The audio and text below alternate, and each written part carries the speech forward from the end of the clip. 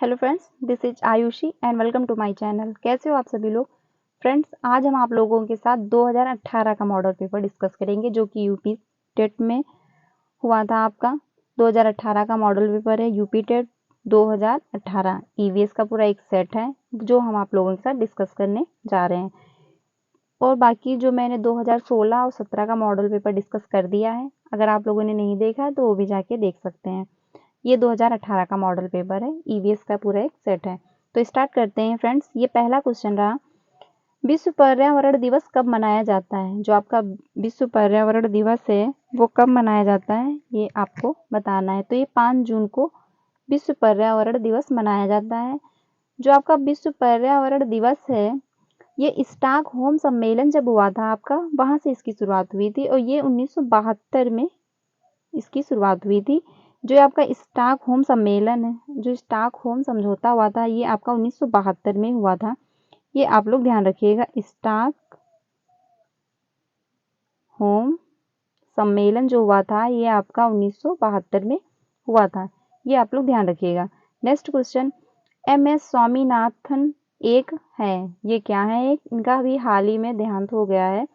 तो ये जो एम.एस. स्वामीनाथन है ये क्या थे, ये आपको बताना है। तो ये एक कृषि मनोवैज्ञानिक थे। ठीक है, ये कृषि मनोवैज्ञानिक थे।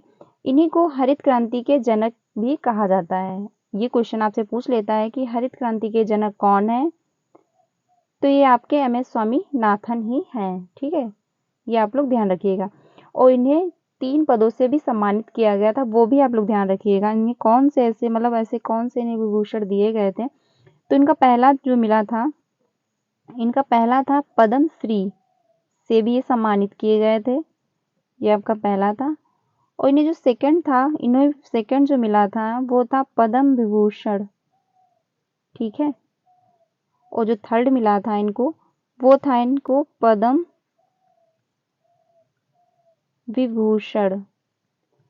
इनका जो पहला था पद्म श्री था। दूसरा, फ्रेंड्स मैं बोल रही हूँ, आप लोग नोट कर लीजिएगा। पहला था इनका पद्म श्री, दूसरा था इनका पद्म भूषण, और तीसरा जो था पद्म विभूषण। ठीक है, इन्हें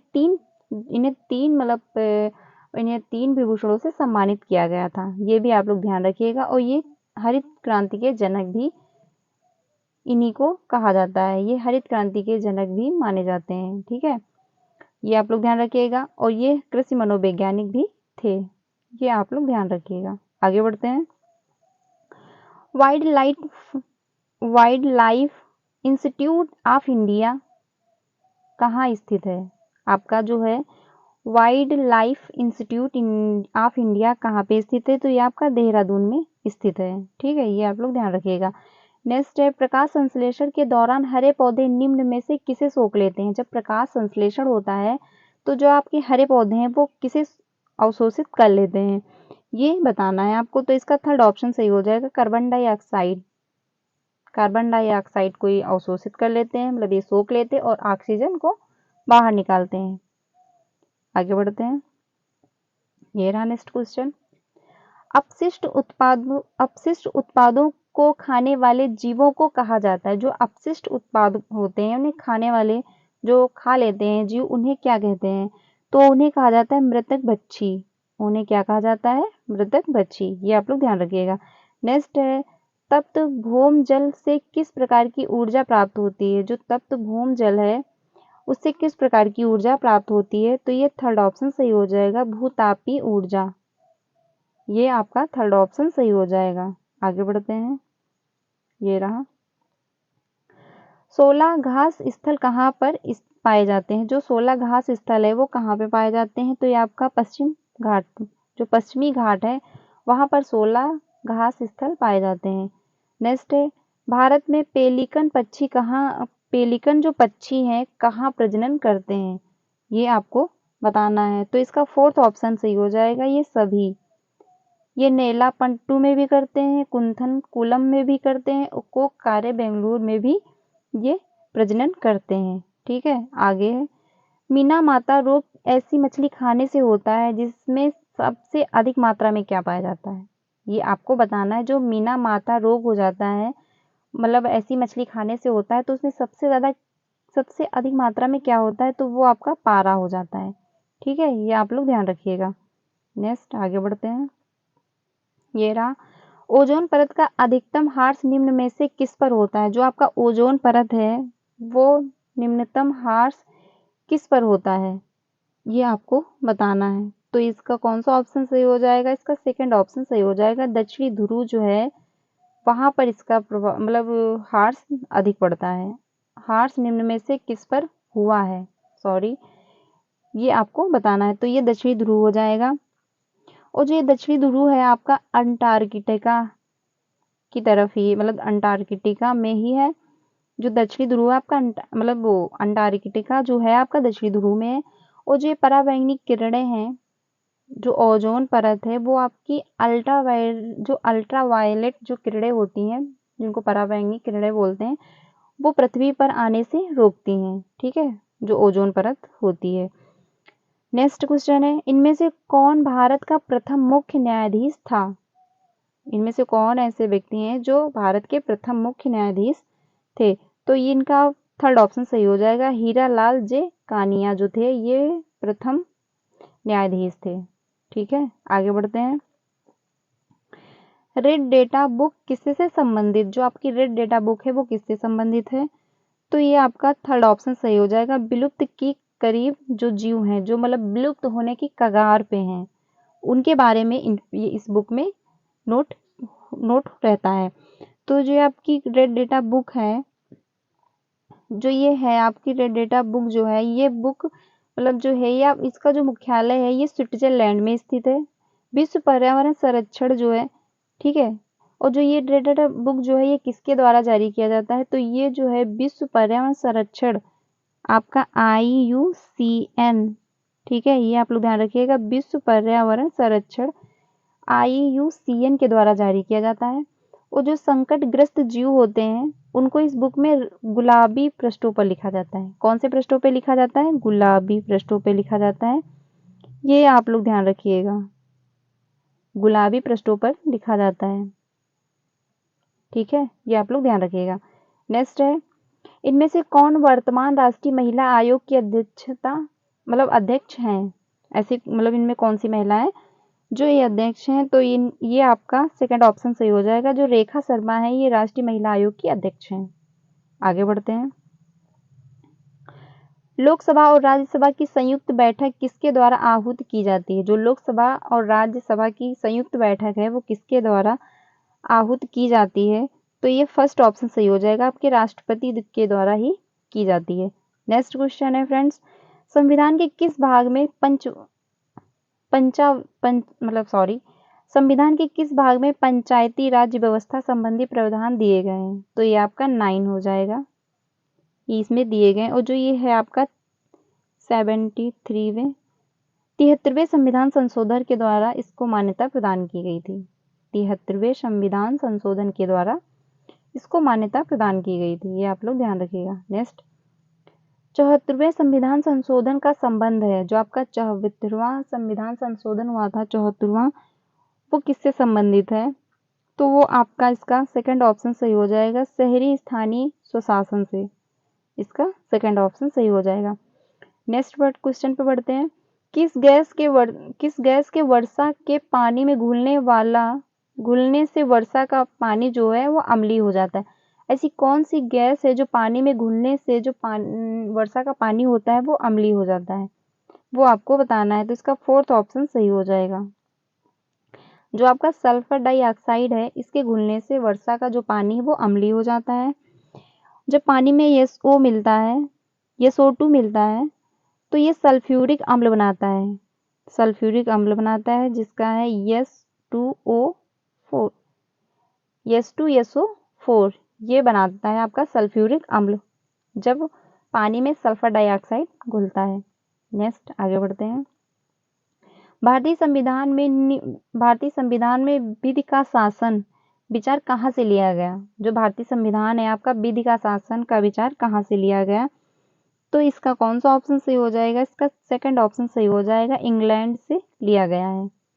आगे बढ़ते हैं नेक्स्ट क्वेश्चन पे। लोकसभा के चुनाव हेतु अधिसूचना कौन जारी करता है? लोकसभा के चुनाव हेतु अधिसूचना कौन जारी करता है? तो इसका ऑप्शन फर्स्ट सही हो जाएगा आपका भारत का निर्वाचन जो आयोग है वो लोकसभा के चुनाव की अधिसूचना जारी करता है। आगे बढ़ते हैं। नेक्स्ट क्वेश्चन ये रहा, लोकसभा की कार्यवाही के प्रथम घंटे को कहा जाता है? जो लोकसभा की कार्यवाही होती है उसमें जो प्रथम घंटे होते हैं उसको क्या कहा जाता है? तो उसे प्रश्नकाल कहते हैं। उसमें लोग प्रश्न अपने करते हैं और जो प्रश्न करते हैं वो 3 प्रकार के होते हैं। जो प्रश्न करके जो उत्तरदेही होती है वो 3 प्रकार की होती है। कौन कौन सी है ये आप लोग ध्यान रखिएगा। तो पहली होती है तारांकित और जो आपकी दूसरी होती है अतारांकित, ठीक है। थर्ड होती है अल्प सूचना, ये आप लोग ध्यान रखिएगा। पहली होती है तारांकित, दूसरी होती है अतारांकित और जो थर्ड होती है वो अल्प सूचना होती है। ये आप लोग ध्यान रखिएगा। नेक्स्ट क्वेश्चन, वर्षा जल संग्रहण क्या है? जो आपका वर्षा जल संग्रहण है वो क्या है?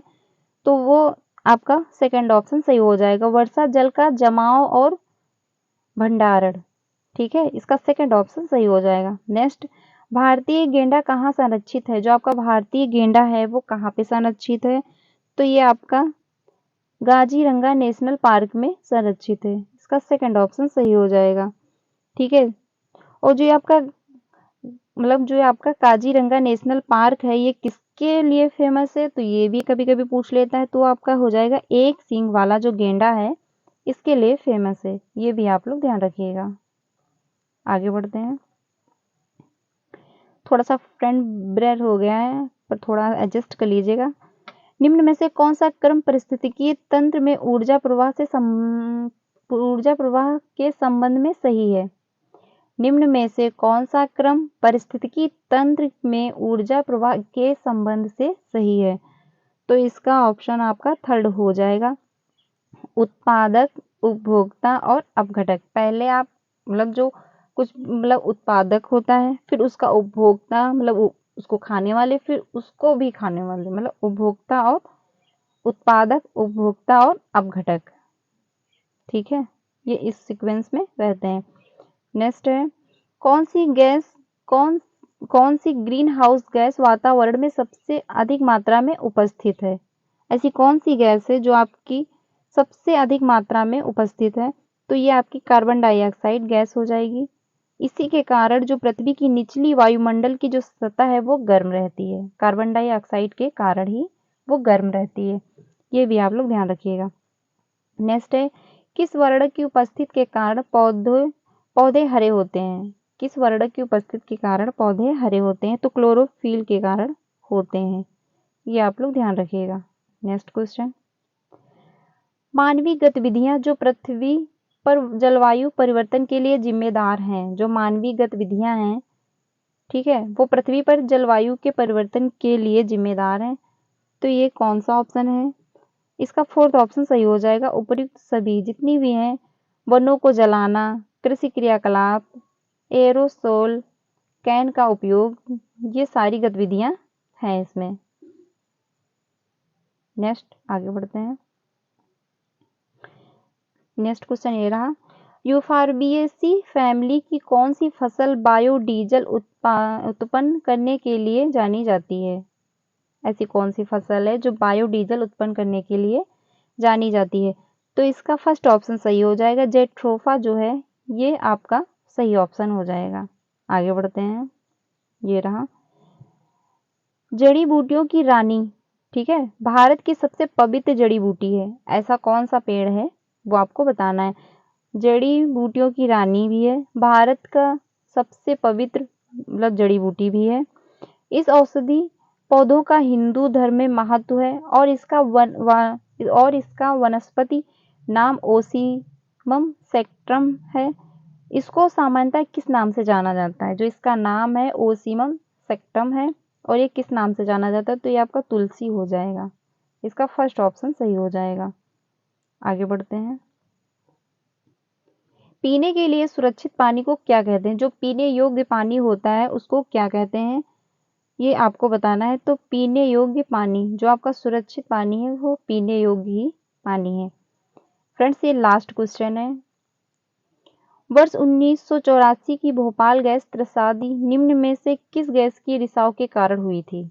तो ये आपका फर्स्ट ऑप्शन सही हो जाएगा, मिथाइल आइसोसाइनाइड।